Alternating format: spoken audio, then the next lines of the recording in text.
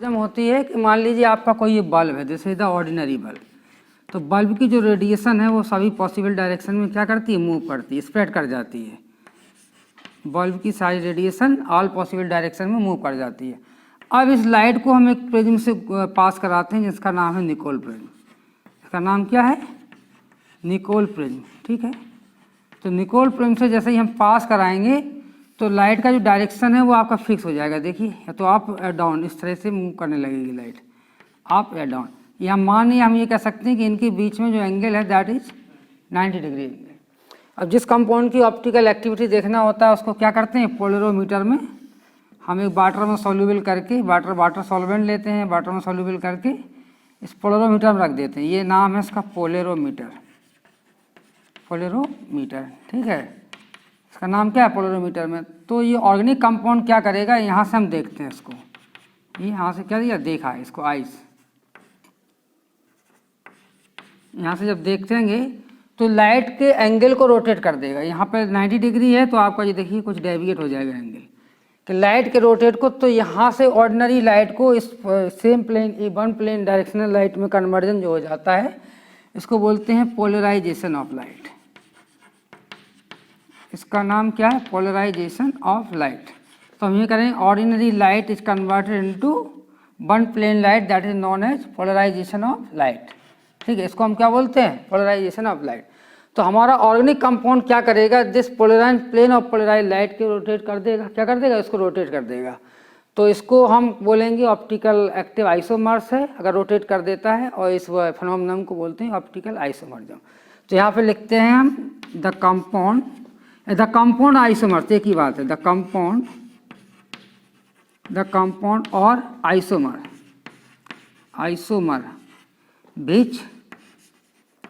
which rotate the plane of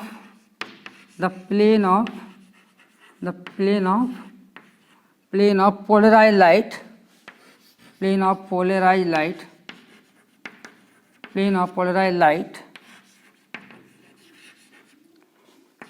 called, इसको हम क्या बोलते हैं, is called optical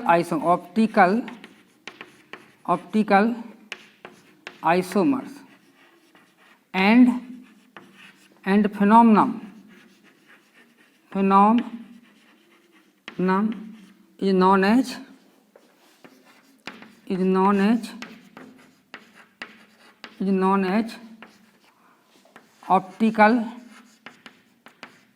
optical isomerism, known as optical isomerism। तो इसको इस तरह से रोटेट कर देता है प्लेन ऑफ लाइट को अगर रोटेट कर दिया तो हमें कहेंगे the compound is optically active and the event and this phenomenon is known as optical isomerism. तो ये तो हम तभी बता पाएंगे जब हमारे पास पोलरोमीटर हो, तभी हम कह सकते हैं कि compound whether it is optically active और नॉट। अब ऐसा केस होता है कि कभी कभी हमारे पास क्या, मान लीजिए फॉर एग्जाम्पल के लिए हमारे पास पोलरोमीटर नहीं है, तो कंपाउंड के स्ट्रक्चर को देख के बताना है कि इट इज ऑप्टिकली एक्टिव और नॉट, कंपाउंड आपका ऑप्टिकल एक्टिव होगा या नहीं होगा। तो उसको हम कैसे आइडेंटिफाई करेंगे, तो हमारे पास एक कुछ क्राइटेरिया हैं ऑप्टिकल एक्टिविटी के। अगर वो क्राइटेरिया को फॉलो करेगा तो हम बता सकते हैं कि वो आपका कंपाउंड ऑप्टिकली एक्टिव होगा। तो यहाँ तक आप नोट कर लीजिए। ठीक है, इसको पॉज कर दें, ऑप्टिकली एक्टिव। तो नेक्स्ट पॉइंट आता है क्राइटेरिया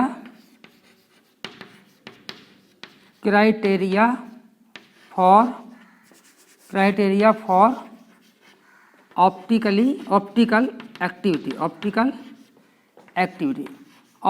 एक्टिविटी के लिए क्या है हमारा क्राइटेरिया। तो क्राइटेरिया क्या होता है, नंबर 1 इसमें आता है कि कोई भी ऑर्गेनिक कंपाउंड हो that must have at least 1 carbon centre. क्या होना चाहिए किसी भी ऑर्गेनिक कंपाउंड के लिए, तो हम ये कह सकते हैं कि compound should have at least 1 chiral centre, एक कायरल सेंटर होना चाहिए, या एसिमेट्रिक सेंटर का सेंटर बोलते हैं, एसिमेट्रिक सेंटर, कायरल सेंटर। तो कायरल सेंटर कैसा होता है, जैसे मान लीजिए this is the molecule of glyceraldehyde, ठीक है। ये किसका स्ट्रक्चर है, ये आपका ग्लिसरॉल्डिहाइड का है, जैसे OH ग्रुप और ये आपका OH ग्रुप और ये CH2OH और यहाँ पे H। तो आप देखेंगे चारों ग्रुप अगर डिफरेंट लगे हों किसी मॉलिक्यूल में, कार्बन से चारों ग्रुप डिफरेंट लगे होते हैं। देखिए यहाँ पे जैसे the CH2, right hand OH और लेफ्ट हैंड H और ऊपर क्या है CHO। तो इसके बीच के इस कार्बन को हम बोलेंगे, इसका नाम क्या हो जाएगा, ये आपका कायरल कार्बन हो जाएगा। इस क्या है, कायरल कार्बन, ये आपका कायरल कार्बन हो जाएगा। तो पहला क्राइटेरिया आता है कि कंपाउंड और आइसोमर्स भी कर सकते हैं। द कंपाउंड और isomers should have at least one chiral centre, कम से कम एक कायरल सेंटर इसमें मॉलिक्यूल में होना चाहिए। पहला क्राइटेरिया ये कहता है। अब दूसरा क्राइटेरिया इसका आता है number 2 criteria, the mirror image. क्या आता है, mirror image of compound, mirror image of compound should not superimpose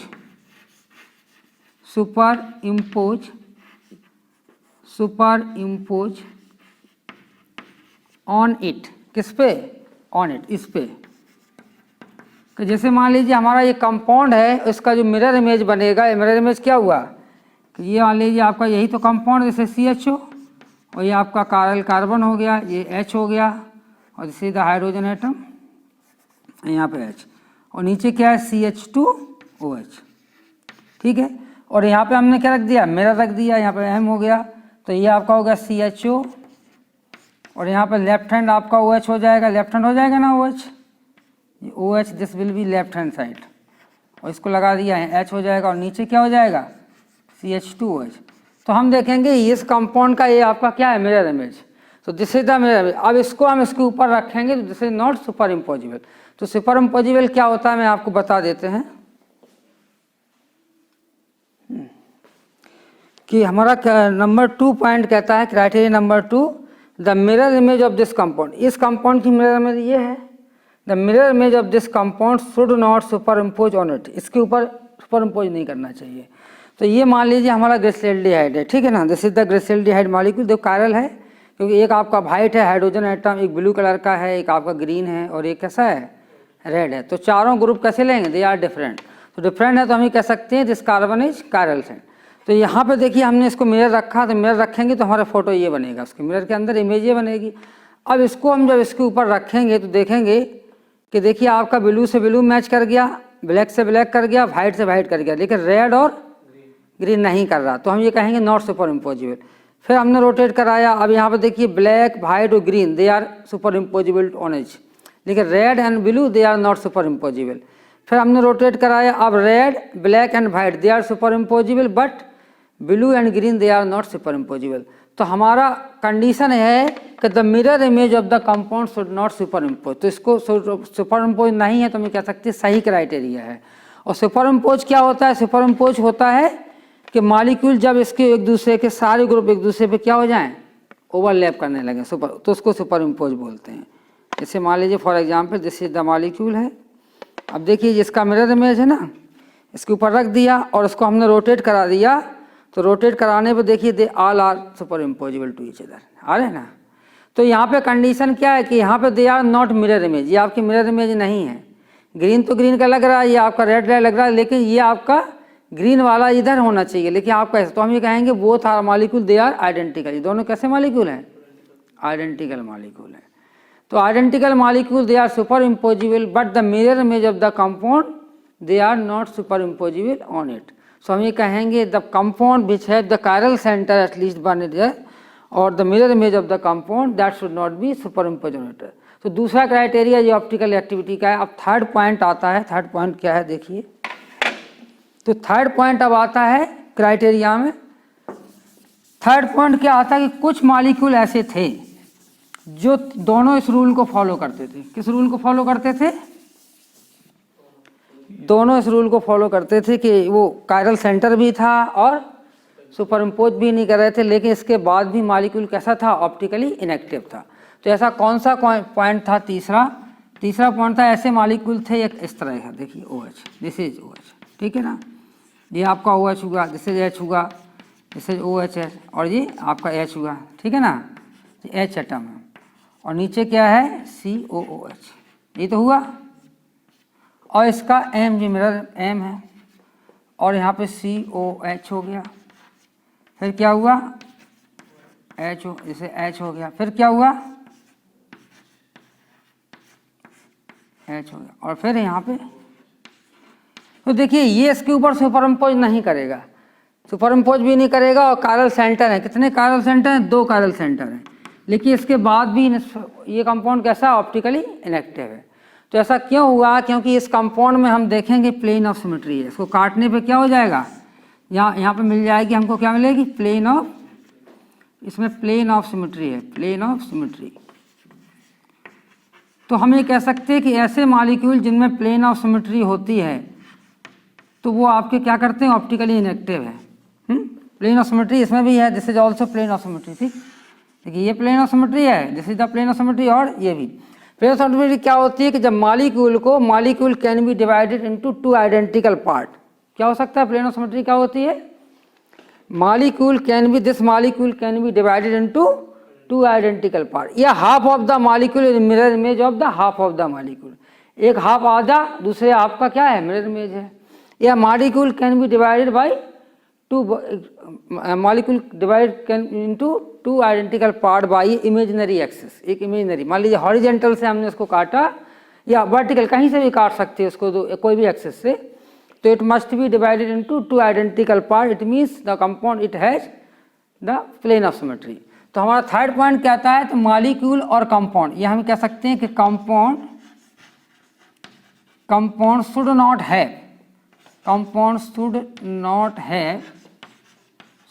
have a plane of symmetry, बात आया समझ, have a plane of symmetry. तो हमारे मॉलिक्यूल में प्लेन ऑफ सिमेट्री भी आपकी नहीं होना चाहिए। जब मॉलिक्यूल में प्लेन ऑफ सिमेट्री भी नहीं होगी तो हमारे ये 3 क्राइटेरिया पूरे हुए, कौन कौन से हैं, पहला number 1 the molecule should have at least 1 chiral centre, number 2 mirror image of the compound should not superimpose on it, और number 3rd point the molecule should not have a plane of symmetry. तो इस molecule में क्या है, it has the plane of symmetry, both molecule they have plane of symmetry, so they are optically कैसे होंगे, they are optically inactive हो जाएंगे, IO लिख दिया, इसको क्या है, ऑप्टिकली इनएक्टिव। चलिए इसको नोट कर लीजिए।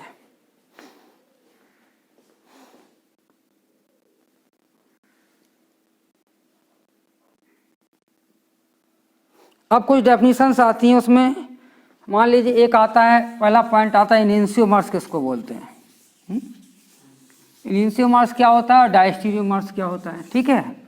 तो पहले हम पहला पॉइंट लिखते हैं, पहला हेडिंग डालते हैं इनेंशियोमर्स,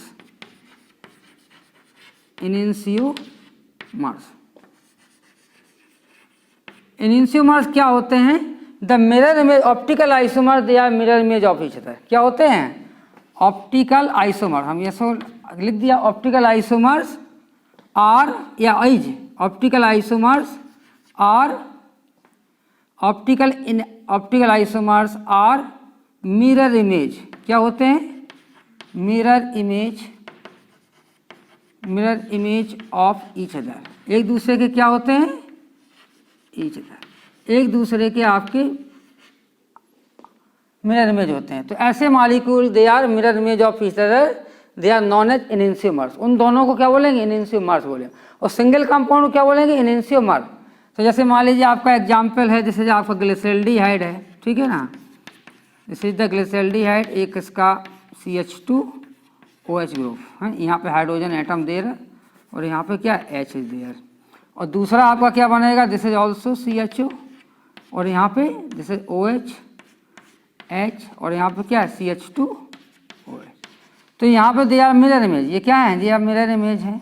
तो मिरर इमेज है तो हम कहेंगे इनका जो रिलेशन जो होगा, रिलेशन हमेशा, रिलेशन इनेंशियोमर डायस्टीरियोमर ये क्या है, रिलेशन है, तो इनके बीच में जो रिलेशन होगी वो क्या होगी, इनेंशियोमर्स, इनको इनेंशियोमर्स बोलेंगे, इनेंशियोमर। दूसरा कंपाउंड ऐसा हो सकता है मॉलिक्यूल, मान लीजिए आपका ऐसा हो सकता है, ये टार्ट्रिक एसिड का ही केस ले लिया, इसको एक्टिव टार्ट्रिक एसिड और ये दूसरा आपका जैसे OH group left hand side, जैसे आज राइट हैंड साइड, और CuOH ग्रुप, ठीक है। अब क्या होगा, यहाँ पे मिरर रखेंगे तो this is CuOH group, it is right hand side, और this is OH left hand side, this is H left hand side, this is H left, और दिस OH राइट, और दिस इज क्या है CuOH। तो हम ये देख रहे हैं कि ये जो मिरर क्या है, इन दूसरे के मिरर इमेज है। देखिए this OH right hand side, in this molecule this OH in left hand side, this is the right hand side hydrogen, और this hydrogen is left hand side, so they are mirror image of either. So इनके बीच में whatever the relation between that is enantiomer, तो हम उनको बोलेंगे दे are इनएंशियोमर, हमने S लगा दिए बहुवचन enantiomer, both are the relation between them they are enantiomer. तो चाहे तो आप इसको नोट कर सकते हैं। अब आता है हमारा केस ऐसा कि जो इनएंशियोमर्स का अपोजिट है, तो इनएंशियोमर्स का अपोजिट क्या होगा, डायस्टियोमर्स होते हैं। डायस्टियोमर्स में क्या होते हैं, ऑप्टिकल एक्टिव ऑप्टिकल आइसोमर्स क्या होते हैं, optical isomers are not mirror image, not लग जाएगा, are not mirror image of either, they are diastereomers. तो यहाँ पे हम डायस्टियोमर्स की तरफ चलते हैं। देखिए डायस्टियोमर्स क्या होते हैं, डायस्टियोमर्स।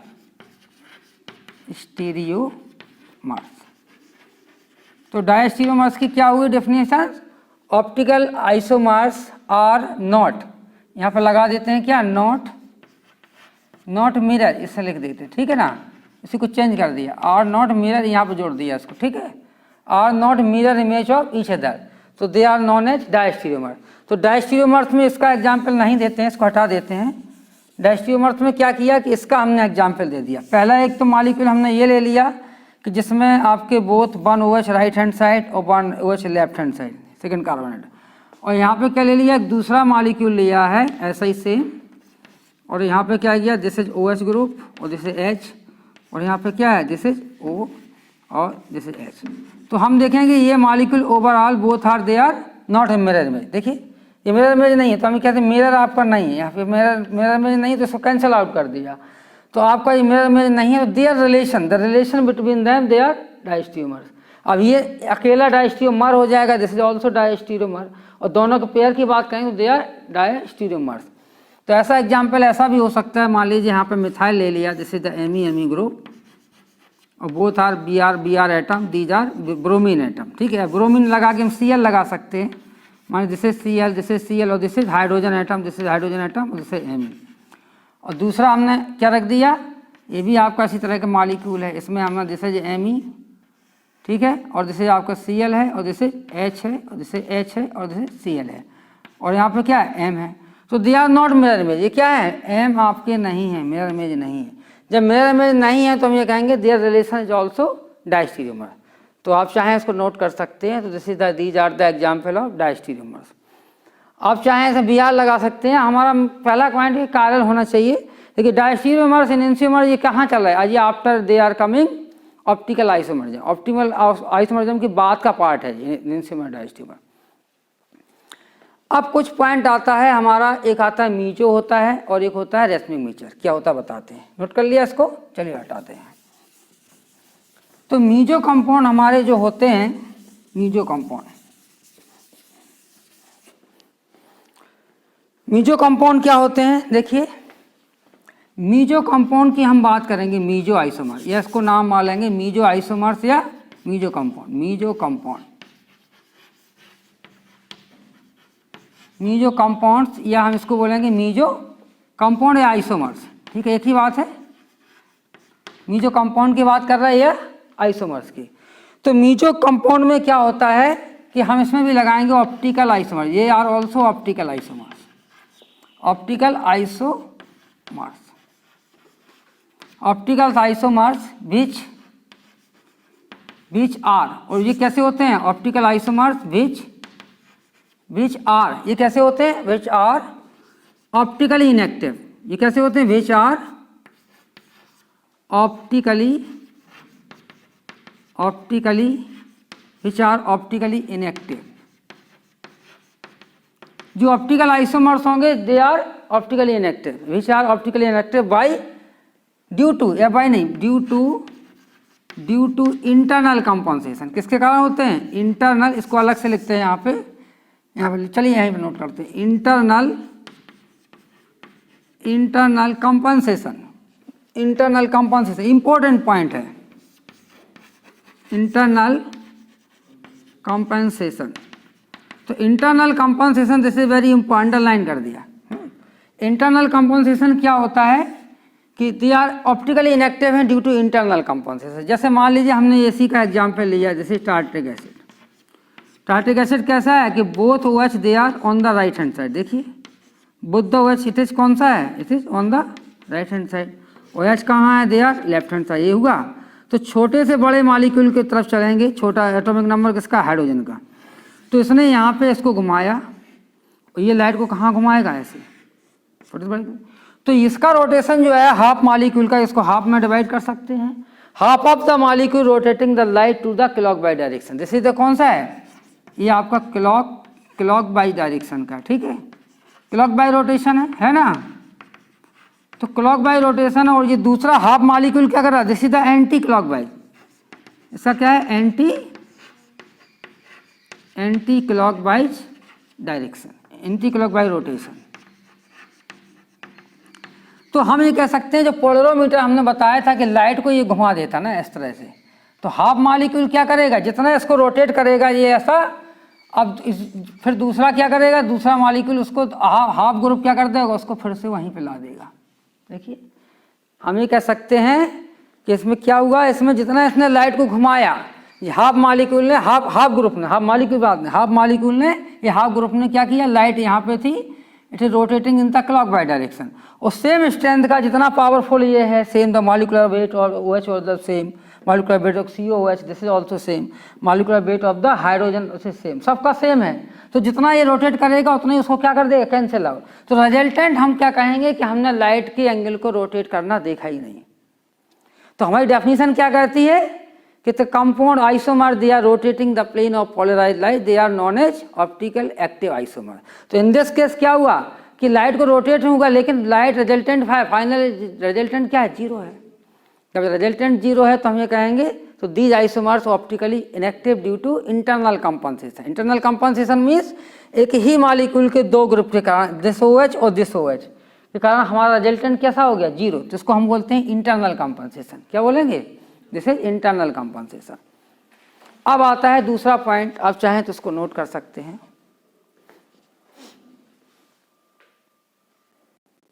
अब देखिए दूसरे टाइप का केस क्या हो सकता है कि यहाँ पे आता है रेशमी मिक्सचर की बात।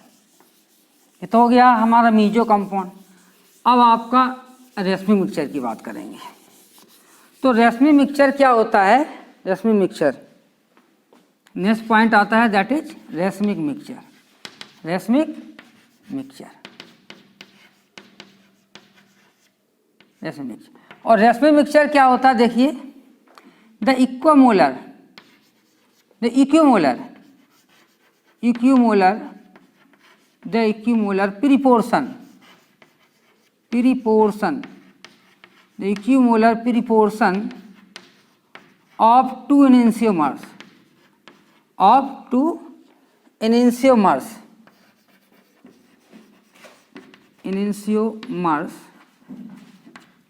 the equimolar proportion of two enantiomers is called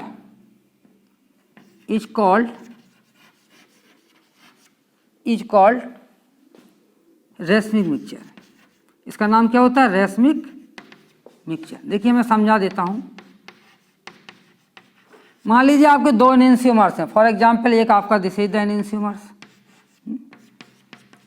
एक एनेंशियोमर्स ये है ना, इसमें OH एक में राइट हैंड साइड लगा है 1 कार्बन एटम पे, दूसरे में लेफ्ट हैंड साइड।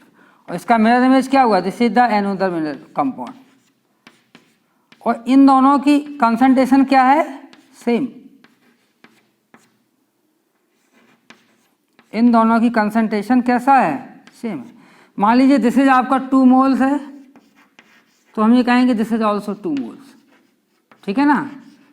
हम ये कहेंगे दिस इज 5 मोल्स, तो ये भी आपका कैसा हो जाएगा, 5 moles, this is also 5 moles, ठीक है ना। तो हम ये कहेंगे रेशमी मिक्सचर का एक डेफिनेशन होता है कि equimolar proportion of both the isomers. आपका एक एनेंशियोमर दोनों कंपाउंड है, कंपाउंड का मिरर में, they are in equimolar concentration. Equimolar means जितने मालिक्यूल इसके होंगे उतने ही इसके होंगे। ऐसा नहीं होगा इसका 3 मालिक्यूल हैं इसके 4 हो जाए, इसके 2 मोल हैं तो इसके भी 2 मोल, इसके 5 मोल तो इसके 5 मोल, इसके 10 मोल तो दिस इज ऑल्सो 10 मोल्स। तो equimolar proportion of 2 enantiomers is called, उसको रेशमी मिक्सचर बोलते हैं। क्या बोलते हैं? रेशमी मिक्सचर। अब क्या होता है कि जो रेशमी मिक्सचर होता है, रेशमी मिक्सचर कैसा होता है? Racemic mixture is, racemic mixture को हटा दे, racemic mixture is optically inactive. ये भी आपका कैसा होता है? ऑप्टिकली इनएक्टिव होता है, ऑप्टिकली इनएक्टिव। बस हम यहाँ पे देखेंगे इंपॉर्टेंट पॉइंट का है, ऑप्टिकली इनएक्टिव ड्यू टू, किसके कारण? Due to external compensation. इसमें कौन सा हो रहा है? एक्सटर्नल कंपनसेशन, इसमें हो रहा है एक्सटर्नल कंपनसेशन। तो एक्सटर्नल कंपनसेशन को हम क्या करेंगे? अंडरलाइन करेंगे। तो this is the external compensation, जिसको हमने अंडरलाइन किया। तो देखिए क्या होता है, ये आपका क्या करेगा? मान लीजिए लोएस्ट से हाई की तरफ चलेंगे तो इसे क्लॉक बाई डायरेक्शन, और this is also clock by direction. देखिए both are rotating to the clock by direction. In this case क्या हुआ? This anti clock by direction, it is also rotating to the anti clock by direction. देखिए तो जितने concentration में ये molecule होते हैं, जितना ये रोटेट करेगा दूसरा मालिक्यूल क्या करेगा? उसको रिजल्टेंट 0 कर देगा। अगर ऐसा होता एक का 2 मोल लेते, एक का 3 मोल लेते, तो रिजल्टेंट आपका 0 नहीं होता, कुछ ना कुछ आपका रोटेशन लाइट का ऑब्जर्व हो जाता। क्यों हो जाता? क्योंकि there is unequal amount, unequal proportion of both the enantiomer. But in this case, the racemic mixture is formed always by the combination of 2 isomers. They are in equimolar proportion. ठीक है, दोनों isomers कैसे हैं? They are equimolar proportion. तो equimolar proportion में होंगे तो this compound, this full molecule that is rotating the light into to clock bye direction, और this full molecule is rotating the light to the anti clock bye direction. तो final resultant is the observation of the light rotation. तो light का rotation का observation कैसा है? Resultant 0।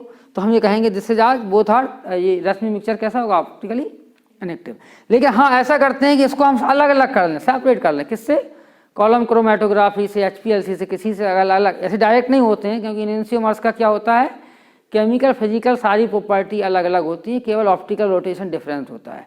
तो उनको हम किसी भी फिजिकल मेथड या केमिकल मेथड, फिजिकल मेथड से सेपरेट नहीं कर सकते। जैसे फॉर एग्जांपल TLC से नहीं कर सकते, पेपर क्रोमेटोग्राफी से नहीं कर सकते, और कॉलम क्रोमेटोग्राफी से नहीं कर सकते, और HPLC से नहीं कर सकते हैं इनको सेपरेट। लेकिन हमको क्या करना है? केमिकल मेथड में पहले हम इनका डायस्टीरियोमर